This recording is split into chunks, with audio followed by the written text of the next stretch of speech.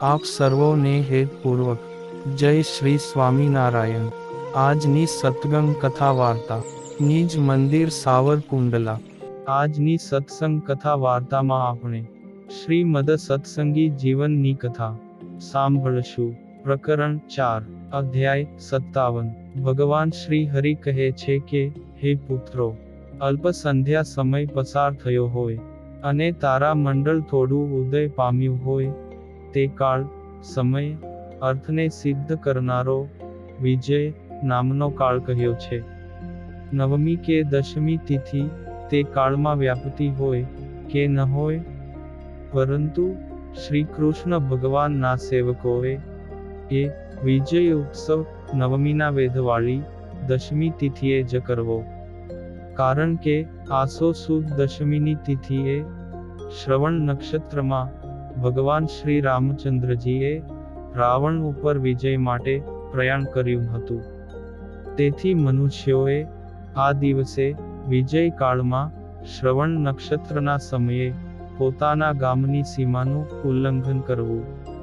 તે દિવસે ભગવાનને રાજાધિરાજની પેઠે કિંમતી વસ્ત્રો ધારણ કરાવવા, સુગંધી માન પુષ્પોના હાર અને તોરા ધરાવવા, સુંદર સુગંધી ચંદન ચર્ચવું, ખીર ઠોર આદિક પકવાનોનું વિશેષપણે નૈવેદ્ય ધરાવવું, સાયંકાળે શુદ્ધ સ્થાનમાં ઉગેલા જવના અંકુરો તોરાની પેઠે મસ્તક ઉપર ધરાવવા, પછી ગીત વાજિંત્રોના મધુર ધ્વનિ સાથે ભક્તિભાવપૂર્વક મોટો ઉત્સવ કરવો।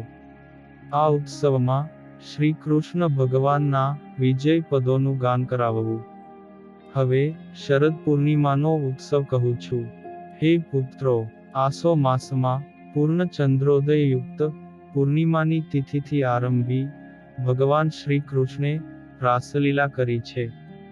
તેથી પૂર્ણ ચંદ્રના પ્રકાશથી પથરાયેલી પૂર્ણિમાની રાત્રિએ શ્રી કૃષ્ણ પ્રભુના ભક્તોએ સર્વ પ્રકારે આ ઉત્સવ ઉજવવો। રાસોત્સવ રાકામાં જ કરવો, પરંતુ અનુમતિમાં કરવો નહીં, આ પ્રકારની શાસ્ત્ર મર્યાદા છે। ચંદ્ર 16 કળાએ ખીલ્યો હોય તેવી પૂર્ણિમાની તિથિને રાકા નામથી કહેવાય છે। ઉદય સમયે પડવાના યોગથી કલાહીન ચંદ્ર હોય તેને અનુમતિ નામની પૂર્ણિમા કહે છે। આ ઉત્સવમાં ગોપીઓની સાથે રાધાજીની મૂર્તિને શણગાર સજાવવા અને તે મૂર્તિના સાનિધ્યમાં આ વિધિ કરવો।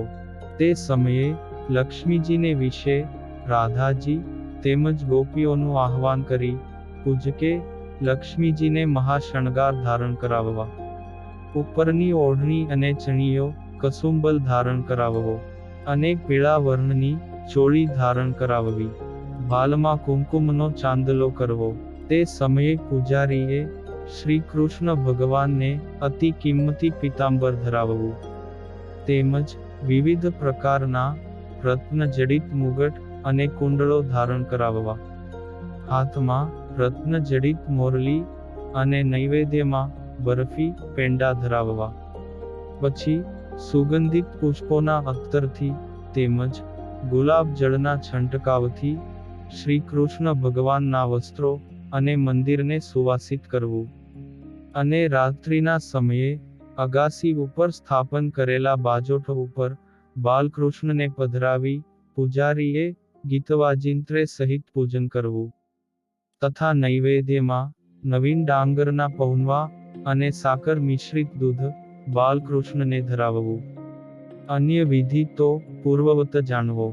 પછી રાસક્રીડા કરતા શ્રી કૃષ્ણ ભગવાને વૃંદાવનમાં રાત્રિને વિશે ગોપીઓની સાથે રાસક્રીડા કરી છે તેના પદોનું ગાન કરવું। હવે ધનતેરસના ઉત્સવનો વિધિ કહું છું। હે પુત્રો, આસો વદ ધનતેરસના દિવસે શ્રી કૃષ્ણ ભગવાનના અલંકારોને યથાયોગ્ય રીતે સ્વચ્છ કરવા અને પૂજાના ઉપકરણો પાત્રો આદિકની પણ શુદ્ધિ કરવી। આ ઉત્સવમાં લીંપણ, પ્રક્ષાલન અને જળના છંટકાવથી સમગ્ર મંદિરની શુદ્ધિ કરવી। ભગવાન શ્રી કૃષ્ણને કુમકુમથી સુશોભિત તિલક ધારણ કરાવવું, સુવર્ણના તારવાળો લાંબો પટકો મસ્તકે ધારણ કરાવવો, અને લક્ષ્મીજીને લીલા રંગની સાડી અને કસુંબલ રંગની ચોળી ધારણ કરાવવી. ભગવાનને નૈવેદ્યમાં જલેબી અને કોમળ ખાજા ધરાવવા. આ ઉત્સવમાં આટલી વિશેષતા છે. બાકી સર્વે વિધિ પૂર્વની જેમ જાણવી. હવે કાળી ચૌદશ અને દીપાવલી ઉત્સવના વિધિ વિધાન કહું છું. હે પુત્રો, ધનતેરસથી આરંભીને ભગવાનના વહાલા ભક્તજનોએ દીપોત્સવના પદોનું ગાન કરવું, તેમજ 3 દિવસ સુધી દીપમાળા પૂરવી. આસો વદી ચૌદશની તિથિ જે ચંદ્રોદય સમયની હોય તે જ ચૌદશ લક્ષ્મીજીએ સહિત શ્રી ભગવાનના અભ્યંગ સ્નાન માટે ગ્રહણ કરવી.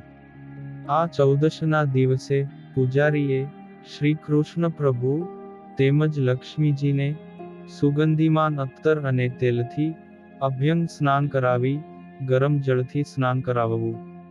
તે દિવસે સર્વે વસ્ત્રો લાલ ધારણ કરાવવા, અને ફૂલવડી, ભજીયા, વડા તેમજ માલપુઆનું નૈવેદ્ય ધરાવવું. આ ઉત્સવમાં પૂજારીએ આરતીનો વિધિ વિશેષ દીવડાઓ પ્રગટાવીને ઉજવવો. આ માટલો વિશેષ વિધિ છે. બાકી સર્વે સામાન્યવત જાણવો. હવે કાળી ચૌદશે હનુમાનજીનું પૂજન કરવાનો વિધિ કહું છું. હે પુત્રો, ચૌદશના દિવસે તેલ, સિંદૂર, આંકડાના પુષ્પોની માળા, અડદના વડા અને શેકેલા ચણા આદિકથી હનુમાનજીનું મહાપૂજન કરવું. હનુમાનજીના પૂજનમાં ચૌદશ સંગવકાળ પર્યંત વ્યાપતી હોય કે ન હોય છતાં લાંબા કાળ પર્યંત વ્યાપતી એવી તેરસના વેદવાળી ચૌદશ ગ્રહણ કરવી, પણ અન્ય નહીં. હવે દીપોત્સવ તથા લક્ષ્મી પૂજનનો વિધિ કહું છું. હે પુત્રો, આસો માસની અમાવાસ્યા દીપદાનમાં અને લક્ષ્મી પૂજનમાં પણ પ્રદોષ સમય પર્યંત સાયંકાળ સુધી વ્યાપતી હોય તે ગ્રહણ કરવી. તે અમાવાસ્યા જો ચૌદશના વેદવાળી હોય તો તે અતિ શુભ મનાયેલી છે. આ દિવસે પૂજા કરનારા ભક્તોએ ભગવાનને મહામૂલ્ય આભૂષણો તેમજ સૂક્ષ્મ સુંદર વસ્ત્રો પરિધાન કરાવવા. વળી પૂજારીએ સાયંકાળે રૂક્મિણી નામના લક્ષ્મીજીનું પૂજન કરવું. જો લક્ષ્મીજીની મૂર્તિ ન હોય તો રાધિકાજીની મૂર્તિમાં તેનું ધ્યાન કરીને વિવિધ ઉપચારોથી યથાશાસ્ત્ર પૂજન કરવું. જો રાધાજીની પ્રતિમા ન હોય તો સુવર્ણની લક્ષ્મીજીની પ્રતિમા તૈયાર કરાવવી. લક્ષ્મીજીની મૂર્તિ પણ 4 ભુજાવાળા તેમજ પદ્મ સિંહાસન ઉપર વિરાજતા હોય અને જમણા અને ઊંચા હસ્તકમળમાં લાંબી નાળવાળું કમળ બનાવવું. લક્ષ્મીજીના ડાબા હાથમાં અમૃત ભરેલો કુંભ આપવો. અન્ય 2 હસ્તકમળમાં સુશોભિત બિલ્વ ફળ તેમજ શંખ ધારણ કરાવવો. અને લક્ષ્મીજીના બંને ભાગમાં સૂંઢમાં કળશ ધારણ કરીને ઊભેલા હાથીઓ બનાવવા. અને લક્ષ્મીજીના મસ્તક ઉપર મનોહર કમળ કરવું. કેળના સ્તંભથી શોભતા રમણીય મંડપમાં સર્વત્રોભદ્ર મંડળની રચના કરી લક્ષ્મી સૂક્તથી લક્ષ્મીજીનું પૂજન કરવું. મંડપની અંદર અને બહાર ચારે બાજુએ દીપમાળાઓ પૂરવી તથા અલંકાર અને મહામૂલ્યવાન વસ્ત્રો લક્ષ્મીજીને અર્પણ કરવા. લક્ષ્મીજી જો ભગવાનની સમીપે હોય તો તેમને લાલ વસ્ત્રો ધારણ કરાવવા.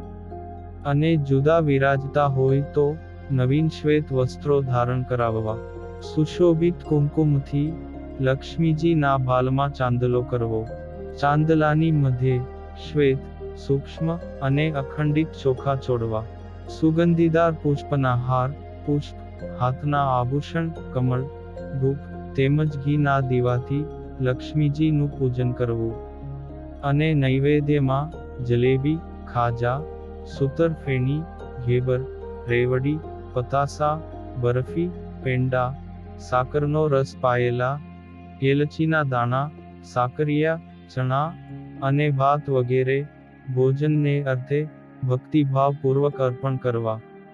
પછી પાનબીડું અર્પણ કરીને મહાનિરાજન આરતી કરવી. અને પૂજા સમયે લક્ષ્મીજીના પદોનું ગાન કરાવવું. હે પુત્રો, આ પ્રમાણે આસો માસમાં વિષ્ણુ ભગવાનના જે ઉત્સવો આવે છે તે તમને કહ્યા. હવે કાર્તિક માસમાં જે ઉત્સવો આવે છે તે અવશ્ય ઉજવવા યોગ્ય ઉત્સવોનો વિધિ અમે તમને કહીએ છીએ, તેનું તમે શ્રવણ કરો. ઇતિ શ્રીમદ સત્સંગી જીવને નારાયણ ચરિત્રે ધર્મશાસ્ત્રે ચતુર્થ પ્રકરણે શ્રી હરિએ કહેલા આસો માસના ઉત્સવોના નિરૂપણ નામે 57મો અધ્યાય સંપૂર્ણ. અને હવે પછીની કથા વાર્તા આપણે આગળના ભાગમાં સાંભળશું. અત્યારે આપ સર્વોને ભાવથી જય શ્રી સ્વામિનારાયણ.